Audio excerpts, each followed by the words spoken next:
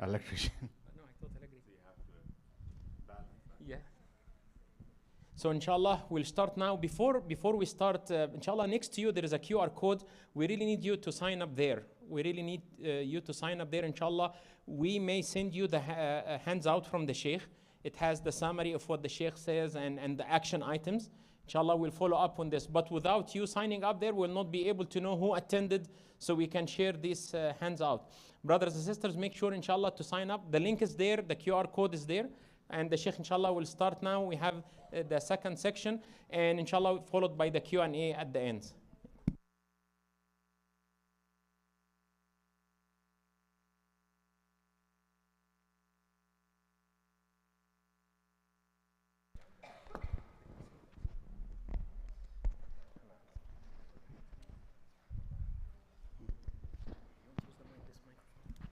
والله هو اسهل يمكن بس بيطلع صوت زي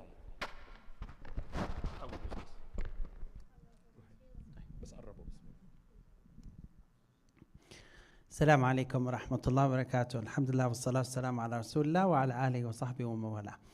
So welcome back to the second session, and inshallah we are going to start another module. This module is about the practical steps that he ﷺ used to use with the children and our pious predecessors as well.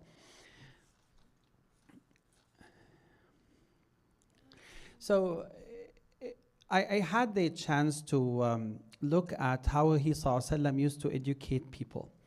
And part of the things that I have observed is that, subhanAllah, some of the new methodologies that are being used these days with teaching are almost an exact copy and paste of this. And because my wife has worked in Montessori for a long time, I did learn through her about some of the issues that they are teaching. And subhanAllah, I just want to give you one example, although there are many. I think one of the common etiquettes in Montessori when a kid wants to talk to the elder, is that they put their hand on their shoulder to just give them a hint or a clue that they have a question. So they will not interrupt. They will not interrupt. They will just tap on the shoulder, and they will wait until the teacher or their friend or whoever will be able to give them the attention. So that, subhanAllah, this one is one example. The other example is actually taking someone with the hand to say something that is to show or indicate that there is something serious to be said.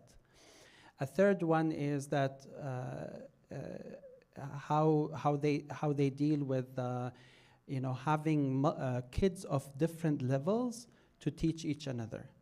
So influence through peers. And to the best of my understanding, I'm not expert on this, but I know that they have like maybe 3 levels in the same classroom. So they, for example, first grader, second grader, third grader are all in the same class. And of course, they go on different pace. But the nice thing here is that a student who is, for example, on a second grade can learn from a student who is third grade and can also teach a student who is in first grade, right? And that actually gives them not only the opportunity to learn from their instructor, but also to learn from each other and teach each other. And you master what you learned when you teach it. So all these things, subhanAllah, are examples of things that he ﷺ did use with the children and also the Sahaba. For example, the way that he ﷺ taught them to interrupt, or the way that he ﷺ taught them to work with each other. And frankly speaking, applying those methodologies to our hifdh schools, in my mind, even if you don't want to use any label to it. Like you don't need to say this is Montessori, but I mean, if you have like some wise way of dealing with kids, and applying this methodology to the school, where most of the kids are saying, oh, it's boring, oh, it's like they always repeat in front of the sheikh, and the sheikh is the only one who can correct them. I mean, those things can help a lot in improving the experience that those kids have with their hifdh school, with Quran school and whatnot. And we see that this is coming from Rasulullah Sallallahu Alaihi Wasallam. To the best of my understanding as well, that Maria Montessori, the one who probably has started this whole methodology, has lived in a Muslim country, if I'm not mistaken, Indonesia or Sri Lanka, like one of those far Asia country. And she has learned and observed how people live their social life there. And some of the methodologies that she has introduced in her program actually come from the way that they lived, and part of that was from the Muslim, subhanAllah, environment. I don't know that this has been written officially as I say it anywhere, but that's a big observation that we have had across like many of the teachings that they do.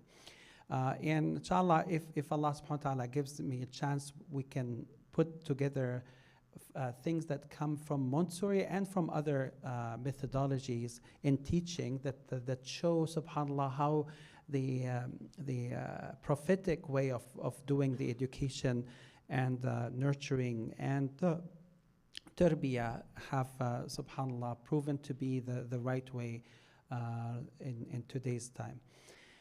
Okay, so some of the examples that he ﷺ used to do is, subhanAllah, in many ahadith in Sahih al-Bukhari and Muslim, you would see that Rasulullah ﷺ teach with drawings.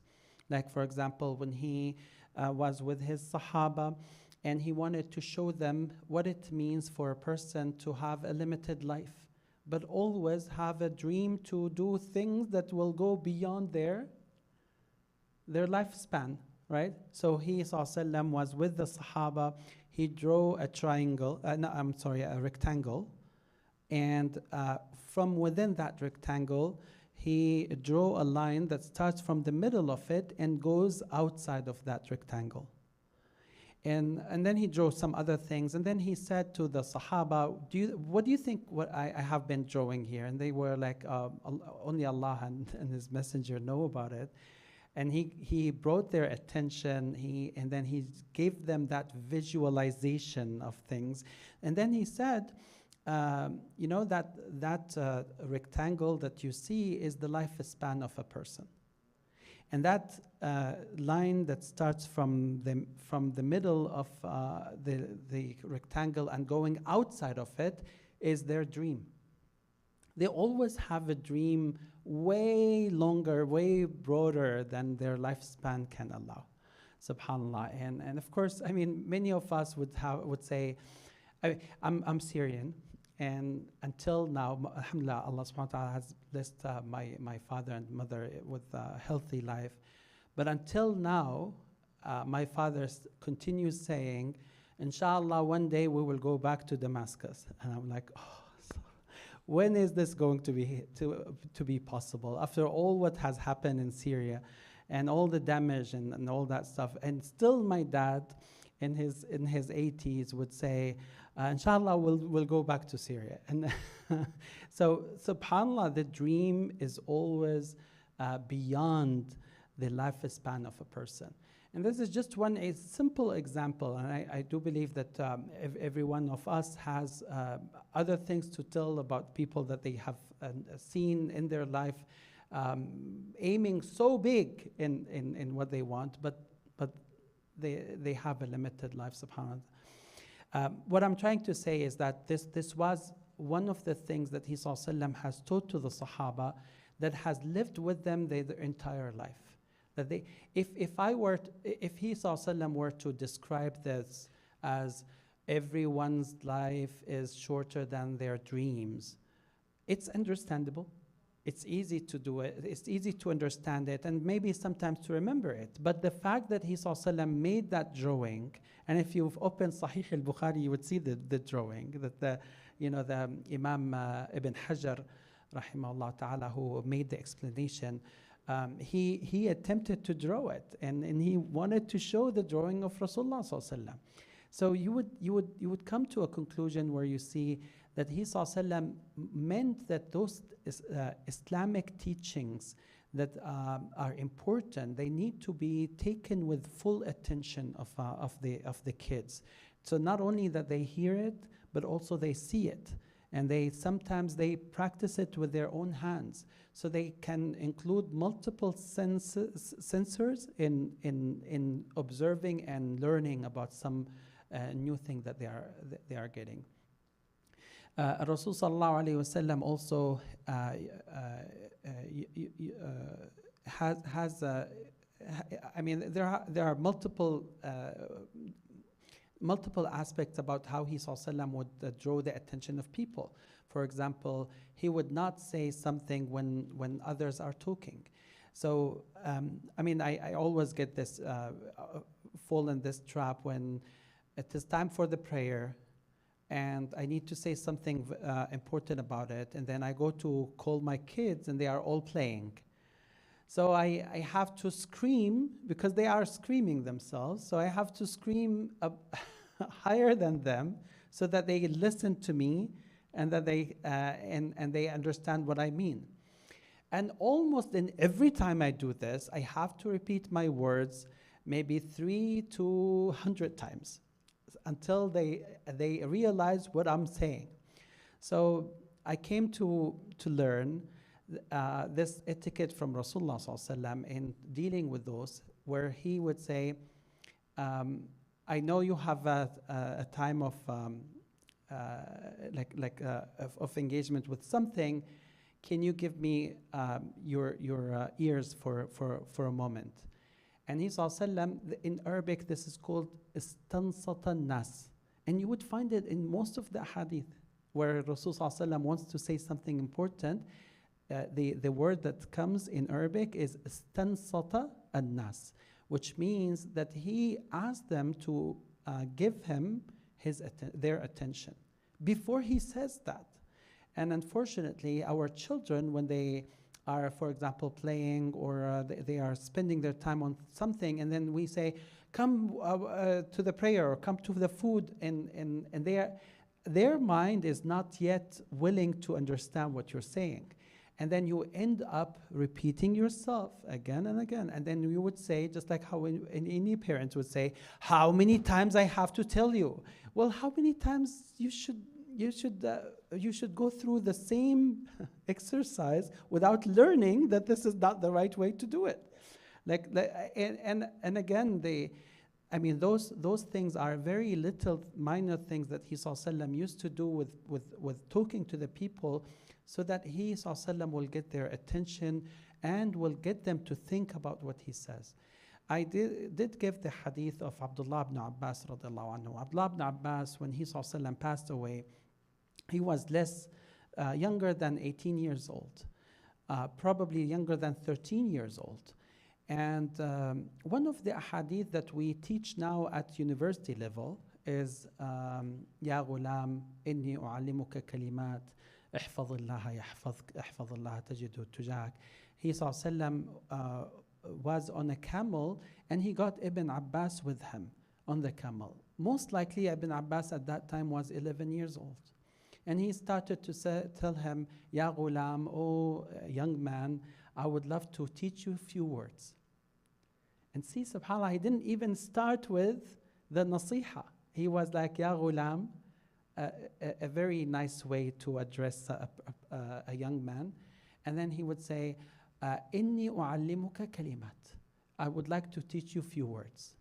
So Ibn Abbas was super excited to hear it and to learn it and absorb it. And then he said, احفظ الله تجده احفظ الله يحفظك احفظ الله تجده تجاهك. The safeguard of Allah subhanahu wa ta'ala, Allah will safeguard of you. And if you safeguard of Allah subhanahu wa ta'ala, then you will find Allah subhanahu wa ta'ala in front of you, available for you to answer your needs. إِذَا سَأَلْتَ فَاسْأَلِ اللَّهِ. If you were to beg of anyone, then beg of Allah subhanahu wa ta'ala. وَإِذَا اسْتَعَنْتَ فَاسْتَعِنْ بِاللَّهِ. And if you were to seek help and support from anyone, then do it from Allah subhanahu wa ta'ala. Do that with Allah subhanahu wa ta'ala. And I always ask myself, like, if a person has a 11 years old boy or girl, are we going to go that depth? Look what he said.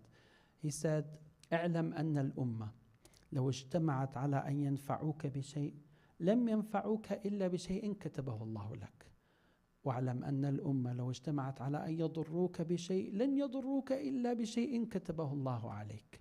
That be aware, be confident that if the whole ummah, all the people in the world are gathered together to cause you harm, they won't be able to do so unless Allah subhanahu wa ta'ala has already planned this for you. And vice versa, if they were gathered together to give you or make you any good, they won't be able to do so if Allah subhanahu wa ta'ala doesn't plan it. And then he said, رفعت الأقلام وجفت الصحف. So he actually taught him another very, very deep thing in Aqidah. He said that the sheets were dried and the pens have been lifted, which means the اللوح المحفوظ.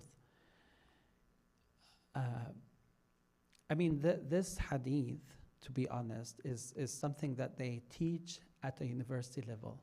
The one who brought this hadith to our attention was a young boy at the age of 11. Abdullah ibn Abbas, radiallahu anhu arda. And that actually is part of the methodology of Rasulullah sallallahu alaihi wasallam, that he may discover the talent, may be able to touch on the points that those kids are capable of remembering things, and he would give them that responsibility of spreading that knowledge. Can you imagine like 11 years old holding this hadith for all of us? And Ibn Abbas radiallahu anhu arda, when he saw that he sallam gave him that responsibility and that he was giving him some special quality time to teach him things like specifically for him, you know what happened? Abdullah ibn Abbas radiallahu anhu, he reported that. He said, when I was going to Rasulullah sallallahu alaihi wasallam at this young age, his peers used to mock at him. Like, are you crazy? Go have fun. Like, go have life, as they say it here. Have life, man. And he was like, no, I insist that I want to learn from Rasulullah sallallahu alaihi wasallam. When he sallallahu alaihi wasallam passed away, those kids were like, okay, now time to go and enjoy yourself, enjoy your life. And he left them so that he can attend with Abu Bakr, Umar, Uthman, and Ali, the Khalifa that came after Rasulullah sallallahu alaihi wasallam. So they always mocked at him, like how the kids nowadays say this is a nerd and whatnot. And subhanallah, Abdullah ibn Abbas radiallahu anhu then narrated that when he became old, or I'm sorry, it wasn't his narration, it was a narration of another Sahabi. He said when Abdullah ibn Abbas became old, he went to Mecca for Hajj. And while there were so many people around the Kaaba, they saw a huge crowd coming from a distance. And people wanted to see, like, what is this crowd? Like, there were so many people surrounding one person. All want to get the blessings and ask them question. So they went to see like what's going on, and they found that this man, Abdullah ibn Abbas radiallahu anhu, surrounded by all the people, wanted to learn from him. So among the ones who saw him on this state were the very childhood friends that used to mock at him that he did not give time for playing. So they looked at him and they realized, and they said, لَقَدْ كَانَ هَذَا الْفَتَى أَعْقَلَ مِنَّا. That verily, This young man, or this man, when he was young, he was more mature than any one of us. So subhanAllah, what caused Abdullah ibn Abbas to be this man? It was this special way that he treated him, that he gave him this responsibility, gave him this sense of maturity. He told him things or taught him things that we perhaps may think that you need to have so many things to be studied first and then until you are able to do this. And that actually is a problem that we're facing in our masajid and our families, that we always underestimate the capabilities and the talents that our children have. SubhanAllah,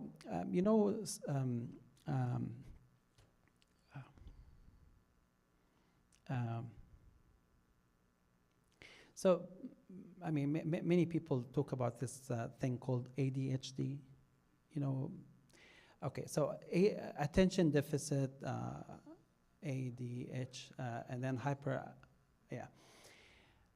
I heard this many places in masajid where people say, if your child is ADHD, don't bring him to the masjid.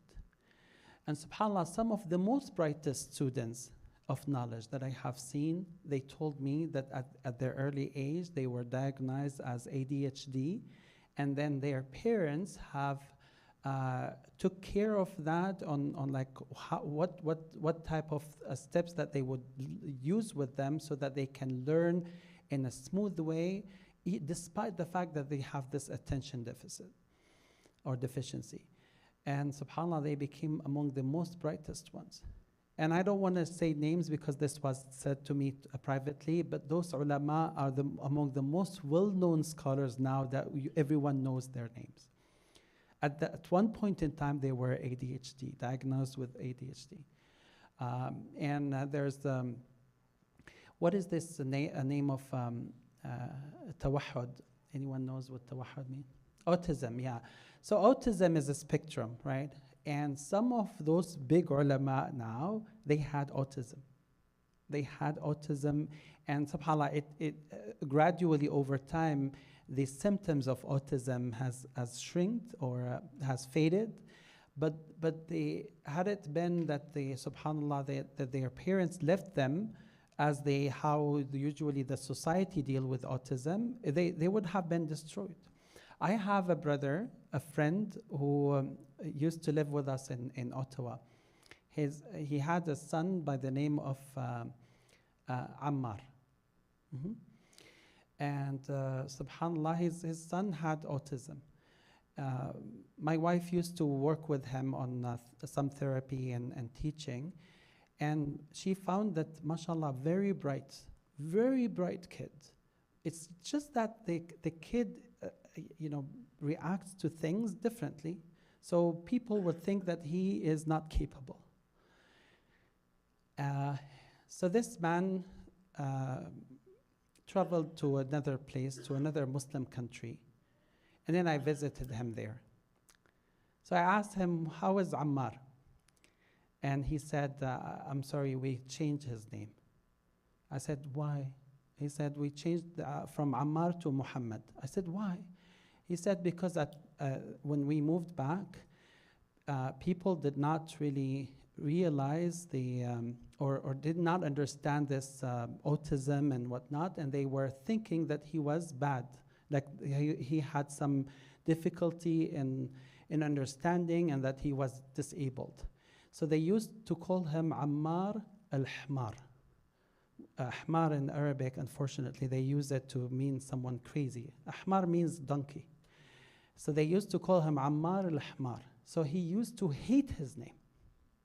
Could you imagine a beautiful name like Ammar ibn Yasir? That the society may make a person hate their name because of that labeling. And subhanAllah, Allah subhanahu wa ta'ala has blessed him later, and his kid, mashallah, has finished his education with a university level. And I mean, it just subhanAllah that we have so much talents that many of us may not realize, or even if we realize, we don't invest in it. Rasul Sallallahu Alaihi Wasallam used to learn or try to learn the key on every child. One of the things that I would like to mention here is that there's a Sahabi by the name of Al-Rabi'. He is considered the youngest person who has ever made a hadith. Youngest Sahabi. Amr ibn al-Rabi'. His name is Amr ibn al-Rabi'. So Amr ibn al-Rabi' has one hadith in Sahih al-Bukhari. Can you imagine? What is this hadith? He said, أدركت من رسول الله صلى الله عليه وسلم مجة مجها في وجهي من ماء أخذها من بئر في بيت لنا صلى الله عليه وسلم. He said that when I only have seen Rasulullah صلى الله عليه وسلم one time, and the thing that I still remember from him is that he صلى الله عليه وسلم came to our house and we had a water well.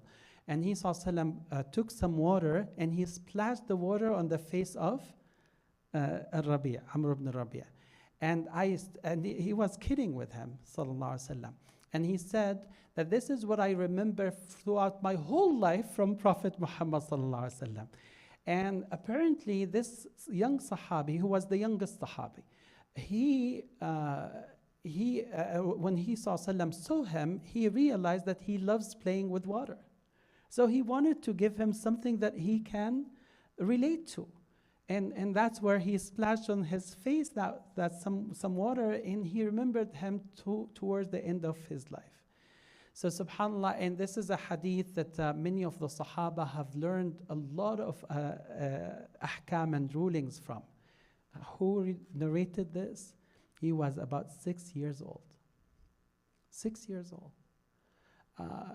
I mean, many of us, unfortunately, are losing big time with their children because they just don't really realize the impact that they may have. Okay, so this is the methodology of how he sallallahu used to deal with children, exploring their talents, making sure that he sallallahu would respect them, and give them his attention and his quality time. I did mention the khutbah, what he ﷺ did with the young boy who lost his bird, and he ﷺ spent the time to give him some condolences because the kid was crying in his mother's house, and he ﷺ went to visit his mother and he found him crying. So he ﷺ wanted to give him some good feelings.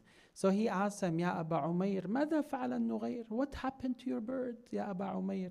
So the kid forgot about all the pain, and he was like, Rasulullah is asking me to explain the story, and he went into telling him sallallahu his story. If you imagine this, subhanAllah, you are like a very busy person. You have a lot of businesses. You have your commitment towards a family, multiple families, masjid and whatnot. And then you go to your home and you find your kid crying because he lost his bird. What are you going to do? I would say, mother, go deal with him. I have no time. I need to go back to another meeting. I have something else to do. This is the only few minutes that I have to at least relax. So I don't want to deal with this anymore. But he ﷺ was the most busy person, and yet he would go and give that quality time for this kid. And subhanAllah, that's how he remembered him, sallallahu alayhi wasallam. There are plenty of different aspects to that, but I want to just skip this, inshallah, so that we can cover the other things. Anas ibn Malik, radiallahu anhu arda, was a young Sahabi whose mother brought him to Rasulullah sallallahu when he sallallahu migrated to Medina. And she said, Ya Rasulullah, this is my son. He is under your service. So whatever you want, he is there to serve you. So he would spend with him a couple of hours every day to serve him, and then he would go back to his home. But then it seems that this young man, Anas ibn Malik, loved Rasulullah sallallahu alaihi wasallam more than his parents, to the extent that he is no more willing to go back to his parents. But one of the things that we heard Anas ibn Malik saying, he said, عاشرت رسول الله صلى الله عليه وسلم. I lived with Rasulullah صلى الله عليه وسلم multiple years. I swear by Allah that there was never a time that I did something wrong that he would tell me, "Oh Anas, why did you do this?" And never was a time when I did not do something that he wanted, that he came back to me and say, "How come you didn't do it?" So he would not, he sallallahu would be so easy on Anas, despite the fact that his position was to serve him, Rasulullah sallallahu. So let alone if he were, just like any other kid who is not dedicated for service. But that is the thing here, where part of the thing that he sallallahu did was not only that he would respect the children at that young age, but also he has a lot of things to teach, right? So he would not use that quality time or teaching time for things like, how come you didn't do this, or why did you do that? You see, those type of statements that we use with our kids will not teach them nothing. It will just make them feel regretting and feel the pain, and they will be embarrassed, and that's it. They will not learn. What the way they learn is if you take it like nip it from the bed, like in the very early time, and you teach them how to do things properly so that they don't fall down. Or if they do something wrong, just like how he sallallahu used to say that he would see someone doing something wrong, and then he would ask the people to, he would go in front of the people, and he would never mention the name. And he would never point his finger to the one doing the mistake. And he would say that sometimes people will do this, and this is not the right thing. ما بال أقوام يفعلون ذلك. Why would someone ever do this when this is not the right thing? And subhanallah, the Sahaba radiallahu anhum wa ardahum used to love this from Rasulullah sallallahu alaihi wasallam so much that they to the extent that when a Bedouin came to Rasulullah sallallahu alaihi wasallam in the masjid, and I want to answer this. This is for you, sister. This Bedouin, I'm sure we know the story of this. He came to the masjid. A Bedouin doesn't know the etiquette of the masjid. And by the way, in their time, there was no carpet. It was just like dust and those little stones. So they use, and sometimes they get from, they get some, what comes from the palm tree? What do we call them? The palm leaves, whatever they are called. They used to do some mat with that. So they used to pray on that. So this Bedouin came to the masjid, and he just needed to urinate.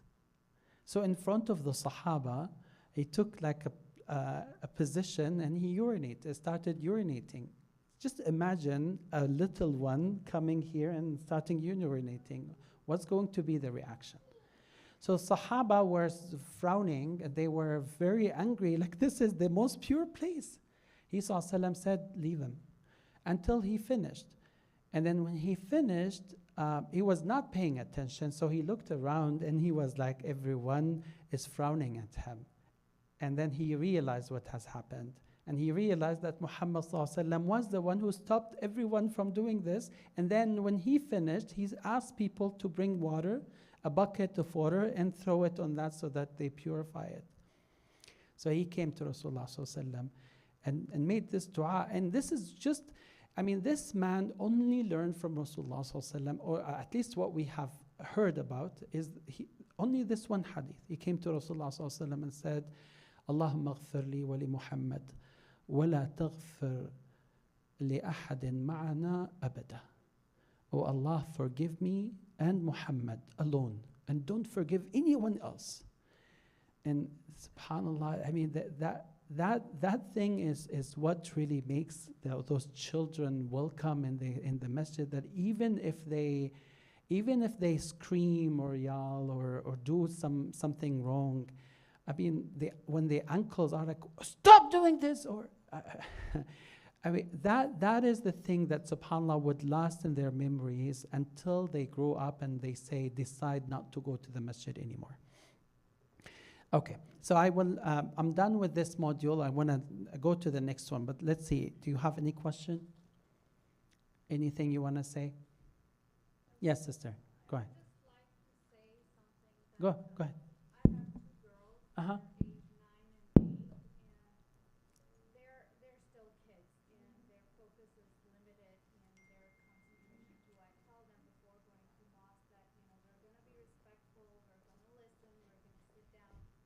But I would, anyone who's hearing me, and you obviously go and talk to other people, I would ask you to encourage people to be patient and tolerant of the kids, just like you said that we need to understand that kids have short focus, short memory. They will get easily distracted, but if you keep telling them, they will not come to the mosque. And I may be wrong, you can correct me, but I remember that when Sahaba they used to listen to khutbah by Muhammad sallallahu alaihi wasallam, they wouldn't even tell anyone to stop because they were so focused in listening to the khutbah that they won't stop and tell anyone to stop doing this and listen.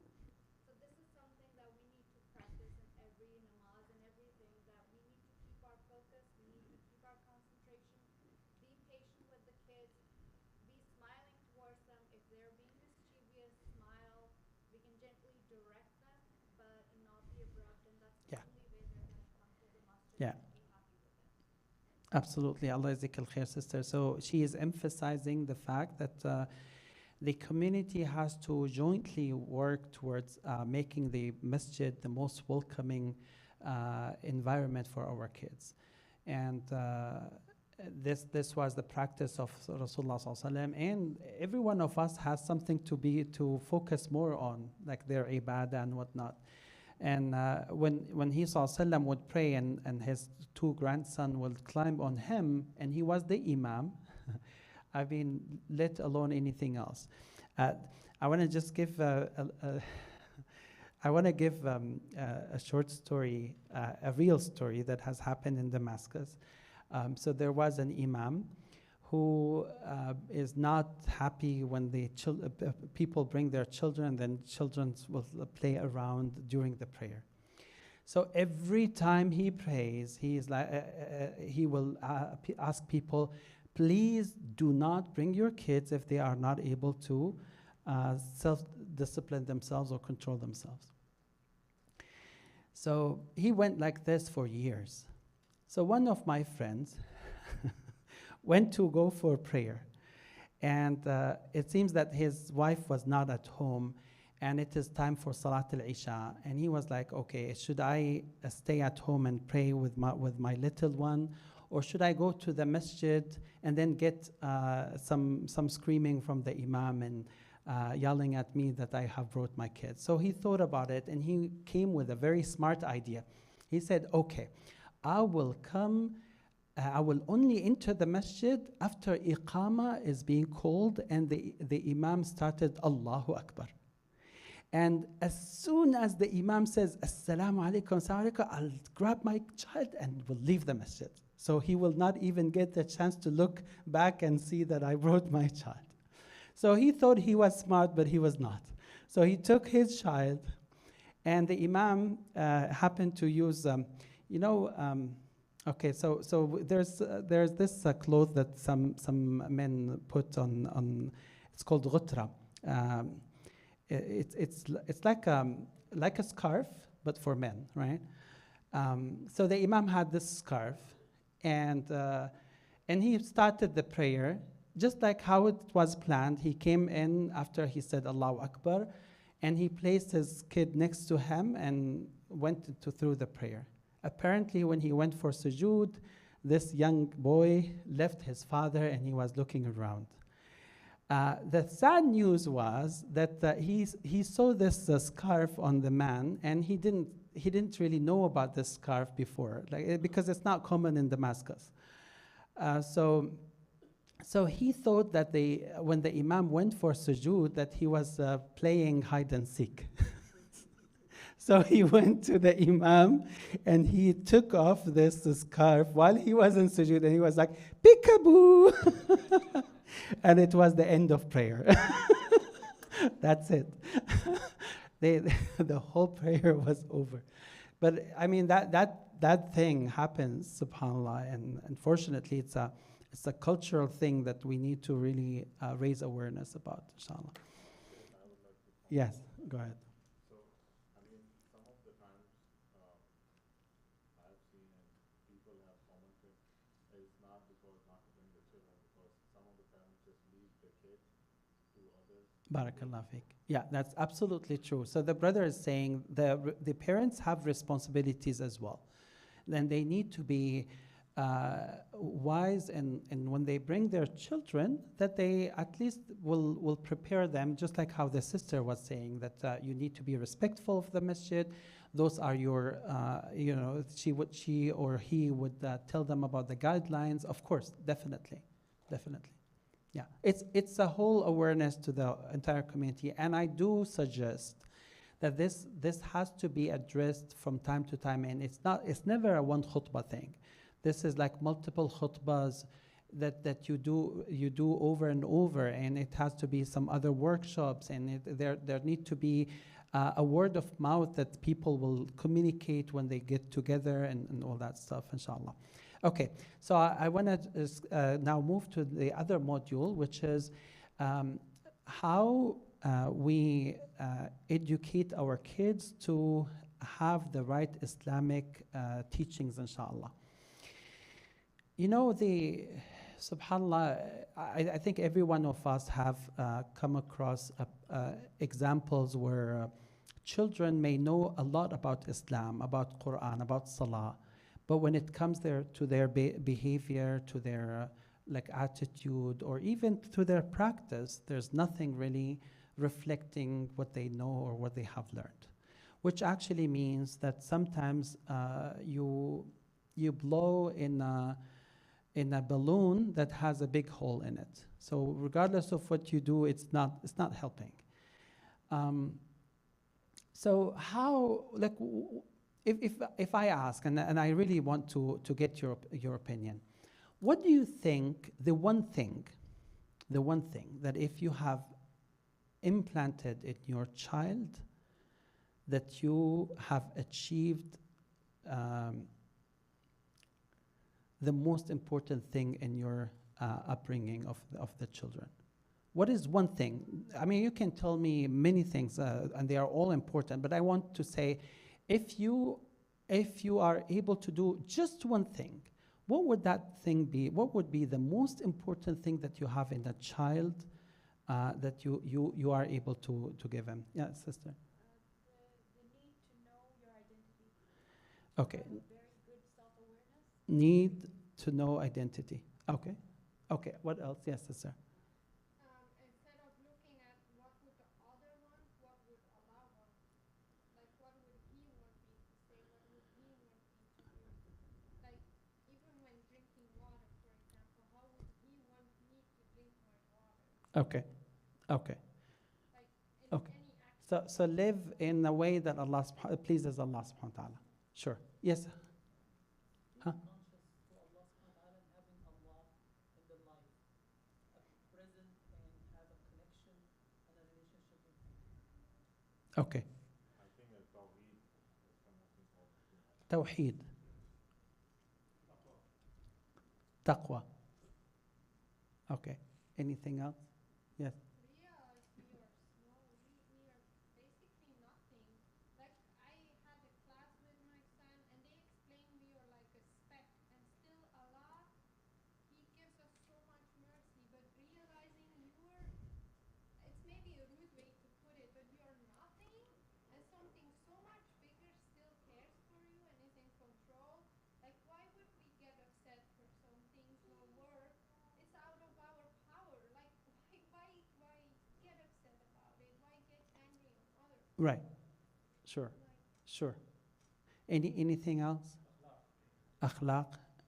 So etiquettes and manners. Okay.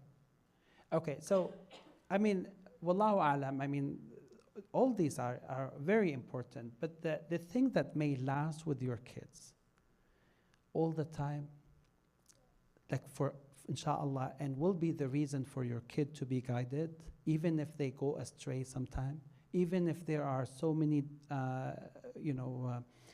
streams taking your kids away from you, the thing that will most likely, inshallah, bring them back to this righteous path is if you are able to plant the love of Allah and His Messenger in their hearts. That's it. That's the most important thing, because that is the thing that gives them direction. And that's why Allah subhanahu wa ta'ala has started this book, Quran, with what? What is the first ayah? What is it? Bismillah ar-Rahman ar-Rahim, Alhamdulillahi Rabbil Alameen. This is why do people praise Allah subhanahu wa ta'ala for what? For all the bounties, for all the blessings, for all the good things that Allah subhanahu wa ta'ala has given to all mankind. What makes a person love his mother? Isn't it all the bounties and great things that the mother has done for them?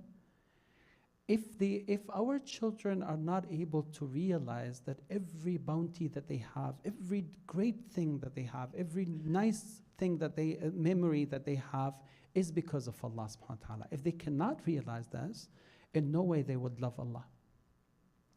So, Wallahu ta'ala ala wa alam, that in the Quran and in the seerah of Rasulullah sallallahu alaihi wasallam, you would find the thing that he sallallahu alaihi wasallam emphasized the most on is to create that connection with Allah subhanahu wa ta'ala.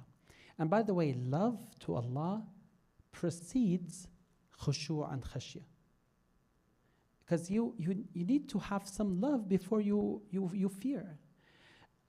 See, you say Alhamdulillahi Rabbil Alameen, that is to remember all the bounties and blessings of Allah subhanahu wa ta'ala that makes you love Allah. And then what do you say?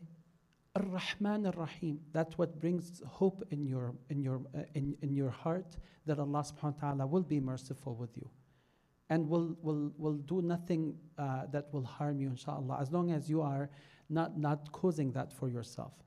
And the third one is Maliki Yawmiddin. That comes after. Maliki Yawmiddin, Allah subhanahu wa ta'ala owns the day of judgment, which has all the punishment and whatnot. But that comes at the end. So the very first thing is to realize what Allah subhanahu wa ta'ala means to them so that they love Him. That's why, subhanAllah, even if a child, if a child is brought up to love their mother, and even if they at one point in time became bad, or they got into some problems, or they got into bad influence and whatnot, later in the time, they will go back to their mother and they will kiss their feet. Don't you see that? They will do. I mean, we have it in all our people that we know, because there was something in their heart that will never go away. Even if things have changed on the surface, that one thing is the thing that will bring them back to on track. So how would we instill this love of Allah subhanahu wa ta'ala to our kids? And that's where we say, like one of the very sad things that we have seen is that how we teach aqidah to our children, how we teach religion to our children. You see that in many of the Muslim countries, when you get the curriculum, so there's a book called Tawheed, which is about aqidah and the oneness of Allah subhanahu wa ta'ala. So one of the questions is, Man Rabbuk? Rabbi Allah. Man Nabiyuk? Nabi Muhammad sallallahu alaihi wasallam. And so on. It's like on a set of questions, very important questions, no doubt about this. But the issue here is that, unfortunately, I grew up in Saudi Arabia. I memorized the books of Tawheed and whatnot, but that was not the thing that made me love Allah subhanahu wa ta'ala. It wasn't. What made me love Allah subhanahu wa ta'ala the most was some of the role models that I had to deal with in my childhood, who actually taught me how to love Allah subhanahu wa ta'ala. So let me give you some practice on like how you can instill that love to Allah subhanahu wa ta'ala from the very early childhood in 3 steps. So the very first thing is when you educate your children that there's nothing they love in this world except that it came from Allah subhanahu wa ta'ala. That's the most important thing. You teach your kids that Allah is Al-Khaliq, is Al-Razzaq, is Al-Rahim, Al-Rahman. Everything nice that they see, you want to teach them that this is because of Allah. Even yourself as a father or as a mother, Allah was the one who created you so that you can care for your children. So that's the first thing. That's the first step.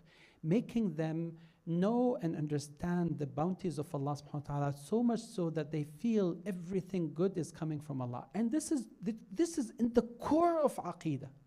This is how we believe in Allah subhanahu wa ta'ala. The second one after that is where you teach the kids about what Allah subhanahu wa ta'ala loves and what Allah subhanahu wa ta'ala doesn't like.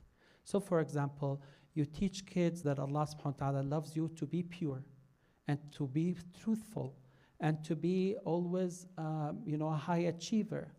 Rasul sallallahu alaihi wasallam said, "Inna Allah yuhibbu min al-'abdi idha 'amila 'amalan yutqinahu," that Allah subhanahu wa ta'ala loves from a person when they do something to perfect it. So you start by saying, now that you have implanted this love to Allah subhanahu wa ta'ala in their hearts, and that may take you several months, perhaps years. Once you feel that they now realize that Allah subhanahu wa ta'ala is in the core of their thinking, that nothing good except that it comes from Allah, and nothing wrong or bad except that Allah is the one who can relieve them from it. Because that's also very equally important. Like for example, when we teach our kids that when you are sick, Allah is the one who would cure you. That is the very first thing in Aqeedah. That's the most basic thing. Before we tell our kids that Allah is above us and Allah subhanahu wa ta'ala has those names and attributes, and that whether or not we can make examples, or all those things that we teach, we learn at Aqeedah, for example, الإيمان بالأسماء والصفات من غير تعطيل ولا تحريف ولا تشبيه ولا تمثيل. All those difficult things will never stick to their minds unless the core essence of Aqeedah, where they believe in Allah as Allah. You see the point? So that's what we call it Tawheed al-Rububiyyah. That you instill in their minds that Allah subhanahu wa ta'ala is your Lord subhanahu wa ta'ala, is the one that will make all the happiness in your life, and is the one who will relieve you from anything wrong. The second one is when we teach them what we call it Tawheed al-Uluhiyyah, where that Allah subhanahu wa ta'ala is the one that you need to listen to. But now they love Allah subhanahu wa ta'ala. They will never answer Allah subhanahu wa ta'ala if they don't love Allah. But now that they love Him, that's where you teach them, Allah subhanahu wa ta'ala wants you to be pure. Allah wants you to be nice to others. And you link that to Allah subhanahu wa ta'ala. I don't know about different cultures, but in one of the common cultures with Arabs is that they use the word aib. You know what aib means? Shame. Yeah, they say this is shame on you to do this. This is shameful that you speak to the elders like this. Instead of doing this, you can say, this is not how Allah subhanahu wa ta'ala wants you to be. This is not how Rasulullah sallallahu alaihi wasallam was. Because at the time that you make this love towards Allah subhanahu wa ta'ala, you want to also make the love towards Prophet Muhammad sallallahu alaihi wasallam. They come hand in hand. So this was the first step. But the second step is where you guide them that Allah and His Messenger wants you to be this and not that. And that's the second step. And that's where we say that's actually part, or maybe the beginning of what we call it Tawheed al-Uluhiyyah. Tawheed al-Uluhiyyah means that you believe that the only one you need to listen to in this whole life and in this whole world is your Lord subhanahu wa ta'ala. And that's where Rasul sallallahu alaihi wasallam has said, لا طاعة لمخلوق في معصية الخالق. That you cannot obey someone in something that displeases Allah subhanahu wa ta'ala. So they love Allah and His Messenger, and now you taught them what Allah and His Messenger likes and what they dislike, and they will do it. They will do the right thing because they love Allah and His Messenger. They want to be always with Allah and His Messenger. Now, with all that happening, and then you start working on the reward and punishment. Like later you would, after you instill all this in their hearts, then and only then you would start saying, okay, there's Jannah, there's Nar, there's, most of the time when people start by teaching their kids, if you do this, you go to Jahannam, they will only stay away from it because they fear Jahannam, right? They fear fire. But then when they grow up, la samahallah, someone will come and tell them, oh, all what you believe in is crap. There's nothing like Day of Judgment or whatnot. And then, of course, that sense of fearing Allah subhanahu wa ta'ala will go away. And they will go back to everything wrong. So loving Allah subhanahu wa ta'ala and His Messenger is the first step. Second step is to always link every good action, every good character, every good manner to what Allah subhanahu wa ta'ala loves and His Messenger, and to link everything bad and wrong to what Allah subhanahu wa ta'ala doesn't like or His Messenger. I'll come to you, sister. And then the third one is when you start to link then that you know my son, you know my daughter, when you do this, not only that you are doing what Allah wants you to do, but also Allah will reward you for it. And that's when you grow them up with the love to please Allah first, and then to hope in what Allah subhanahu wa ta'ala has made for them, inshallah. Yes, sister. So what if the question comes from them? Like, for example, even though my son is only 2, he already asked, will I ever see Allah? And his dad answered, inshallah. So my son asked us, will I ever meet Allah or see Him physically? And my husband answered him, yes, inshallah, once you get to Jannah. And then he said, but how do I get to Jannah? Like, at that point, you have to tell them, I think, like, okay, by doing so and so, or how would you handle that? Yeah. Let me rephrase but let me just explain what I was saying. What I was saying is that your focus on what you teach your kid has to start with love first, and then what Allah subhanahu wa ta'ala likes or dislike, and then the reward and punishment. That doesn't necessarily mean that you would never talk to them about Jannah and Nar even in the early phase. I'm more talking about the focus. Like, what do you want to focus first on? Like, what is the vast majority content of your conversation with your children is all about? They all need to start with making those kids love Allah subhanahu wa ta'ala. And one of the most important things, by the way, to make our children love Allah subhanahu wa ta'ala and His Messenger is one about knowing that every bounty and every nice thing is from Allah, and that everything wrong or everything bad, Allah subhanahu wa ta'ala is the one that can relieve it from them, and also to teach them about some of the names and attributes of Allah subhanahu wa ta'ala. So when you say Allah is Ar-Rahman and you teach it to your children, that all the mercy is coming from Allah subhanahu wa ta'ala. When you teach your children that Allah subhanahu wa ta'ala is Ar-Razzaq, and they, for example, your child is asking you, what's wrong with the children of Gaza? Like, why are they being killed? And Allah, where is Allah from all that? That's when you have to tell them about some of the names and attributes of Allah subhanahu wa ta'ala, that Allah subhanahu wa ta'ala is al-adl, that Allah subhanahu wa ta'ala is the core, is the right just, and the one that is always just with His servants. And of course that Allah subhanahu wa ta'ala is Ar-Rahman Ar-Rahim, that Allah subhanahu wa ta'ala is more merciful with the people of Gaza than their own parents.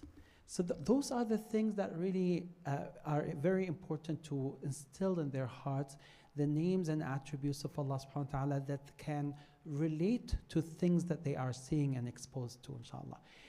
Can we have 5 minutes and not 15? Okay, 5 minutes. And inshallah, when we come back, my plan is to continue with some of those tips, inshallah. I know I said that we will have half an hour for questions and answers, and it's always a problem in myself to do time management. That's why I would love to use the next half an hour after this break, inshallah, to continue finishing this. But I will leave the floor open for questions and answers as well, inshallah. 5 minutes. You want to take a break? Oh, You want to take a break?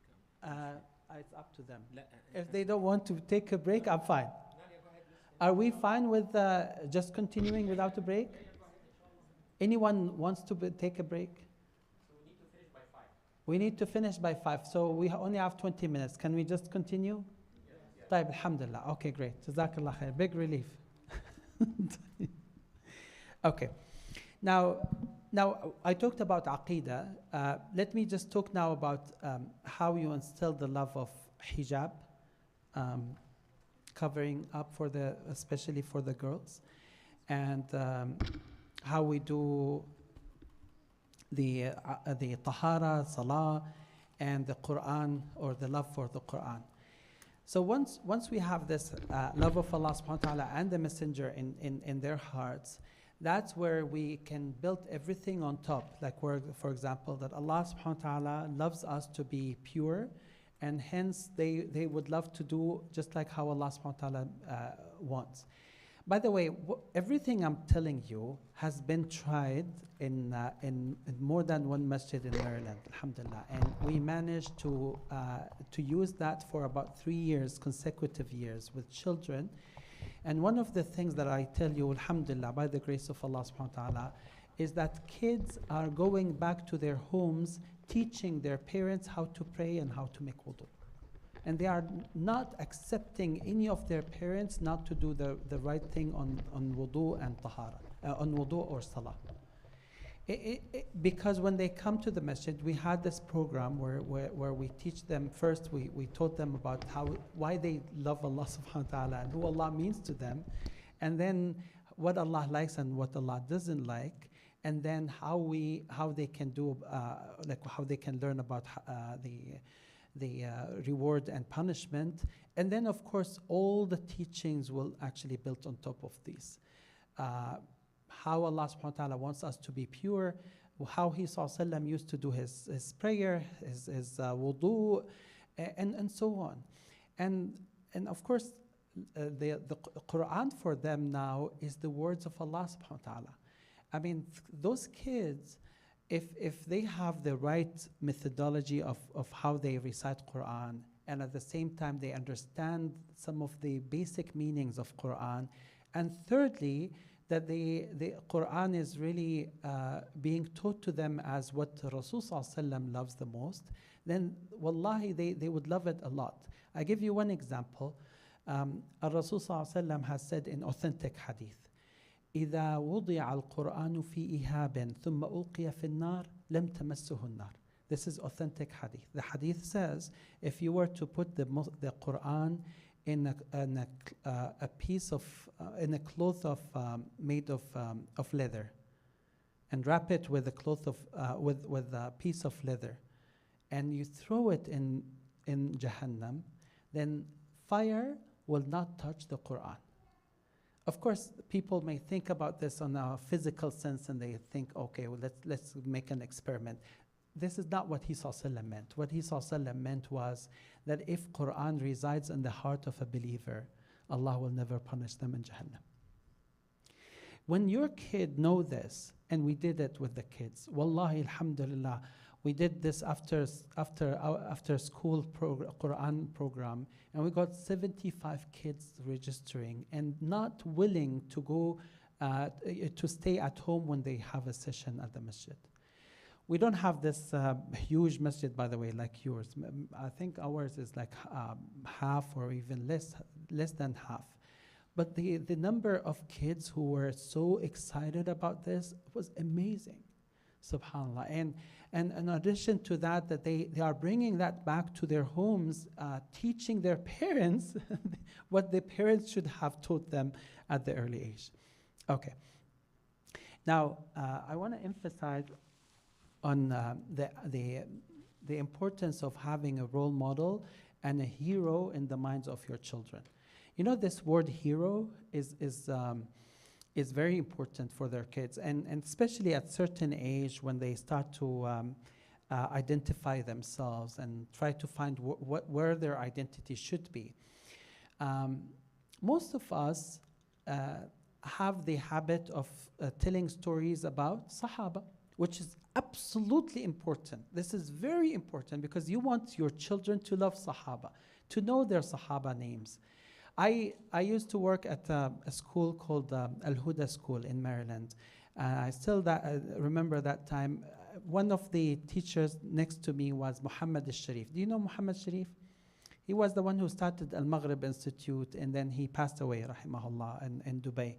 So he had a child in his class where he was third grader. And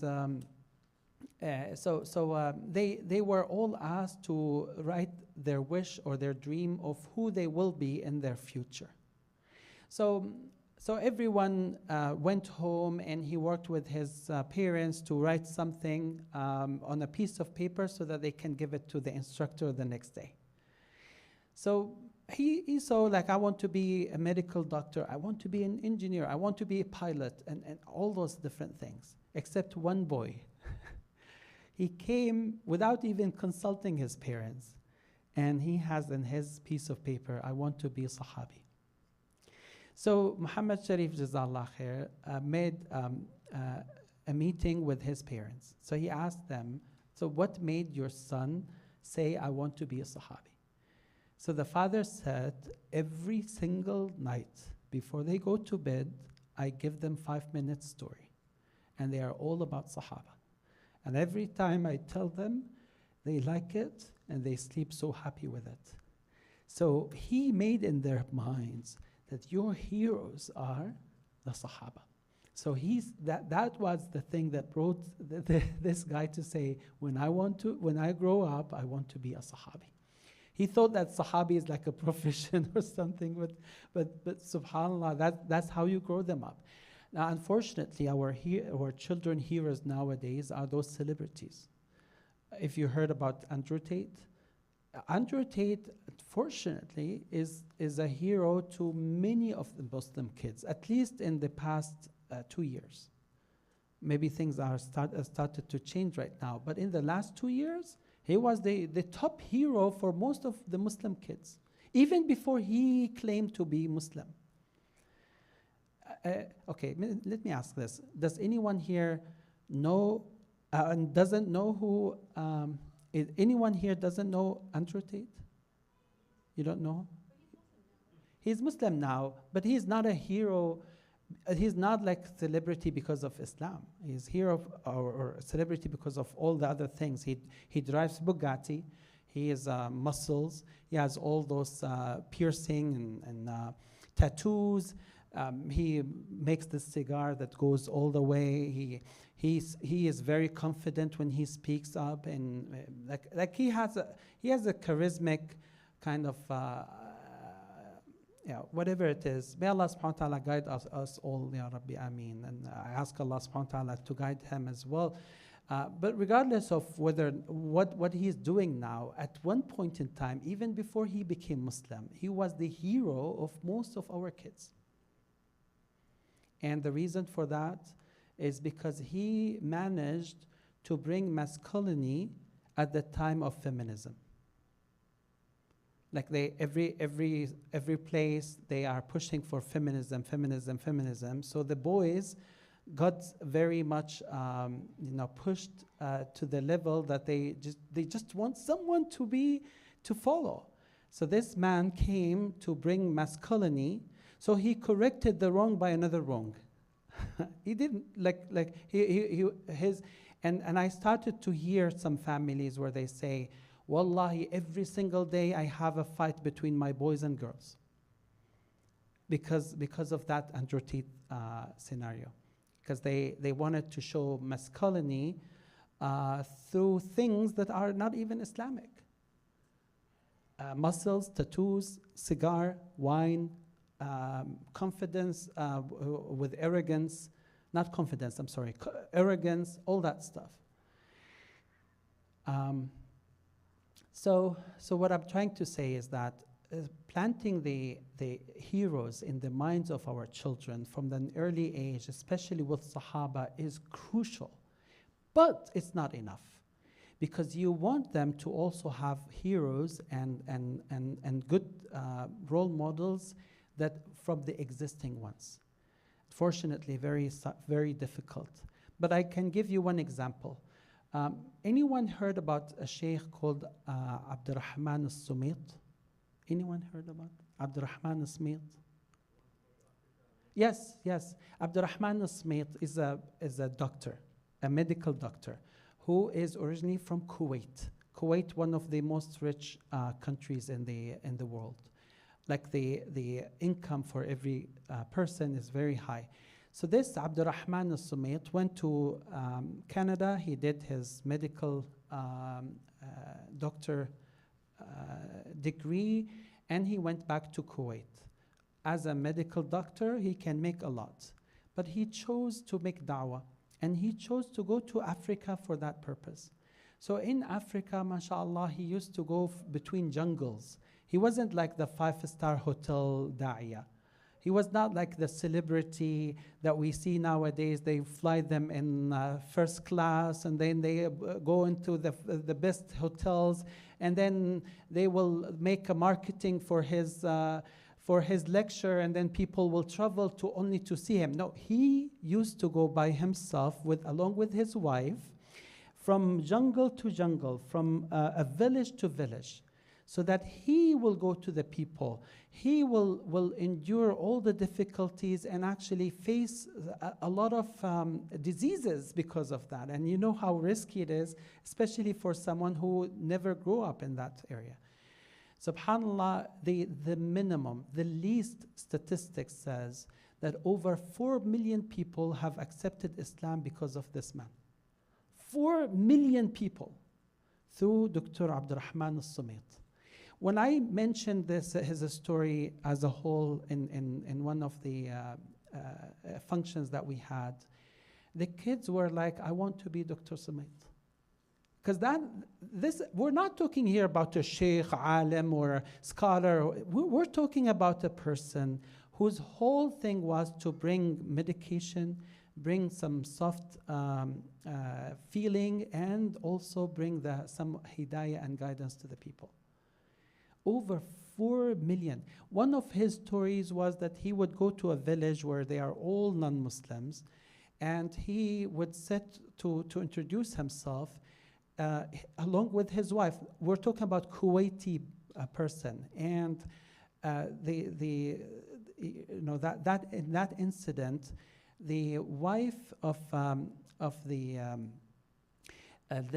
tribe lead wanted to get up and move to grab her shoes, but she was very old, so she needed some assistance. So Dr. Abdurahman Sumit's wife went to her shoe, and she lifted and put it next to her feet, and she helped her to put on the shoes.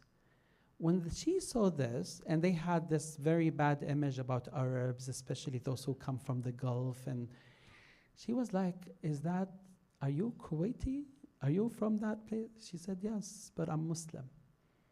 She embraced Islam, her husband embraced Islam, and the whole tribe embraced Islam in just 1 hour.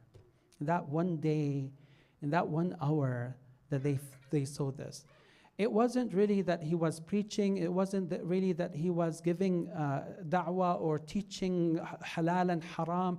It was more of like some doctor who managed to use his medical degree and practice it to people in the jungles of Africa, and at the same time be the role model. And subhanallah, I mean, people, when they hear this, even here in America, when they hear this, that's what sticks to their minds. There are many examples like this. So the sad news is that most of the time when we introduce heroes to our children, they have to be someone who is, like especially from nowadays, has to be someone who is celebrity. Either a celebrity known in social media with millions of followers, or someone who has got like a high degree or status, or one of those who are the most wealthy people in the whole world.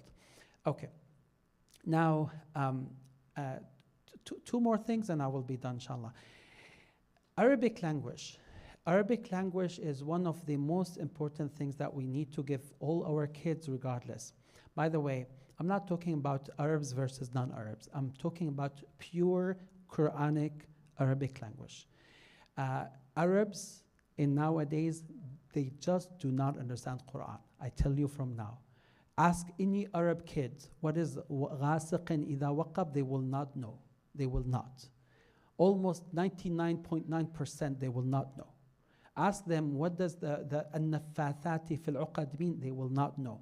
Ask them what as-samad means, they will not know. So I'm talking about teaching Quranic Arabic to our kids, for Arabs and non-Arabs.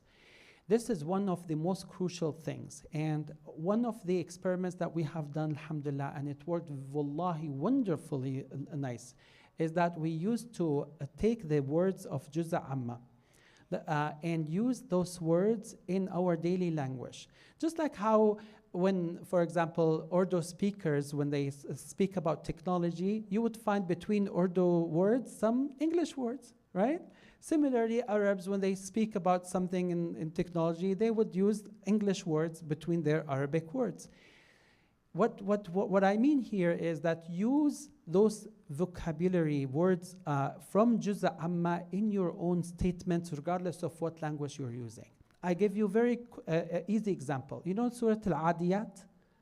Al-Adiyat wal-Adiyat ضبحا فالموريات. You know what Al-Adiyat means? The running horses, right? So use that word. I mean, you take your kids to the, to give them maybe a lesson on how to ride a horse, and use that word al-adiyat and muriyat. Muriyat is when they spark on stones and whatnot. Like use that. Similarly, I mean. سورة إذا جاء قل أعوذ برب الفلق من شر ما خلق ومن شر غاسق إذا وقب. غاسق means darkness, and waqab means that it starts. So you can tell your children at the time of Maghrib, وقب الغاسق. Just use that word. I have some kids that we did that with them, and until now they are now 25 years old, and they use the word وقب الغاسق when the darkness happens. Because that actually gives them a lot of different perspective about what they learn in the Quran. That gives them a feeling that they belong to Quran, Quran belongs to them. Last thing I would like to say is, I have 3 more minutes, inshallah. Social media, internet, video games, and generative AI. All of these are like a two-sided sword. One side that might be killing and another side that might be safe.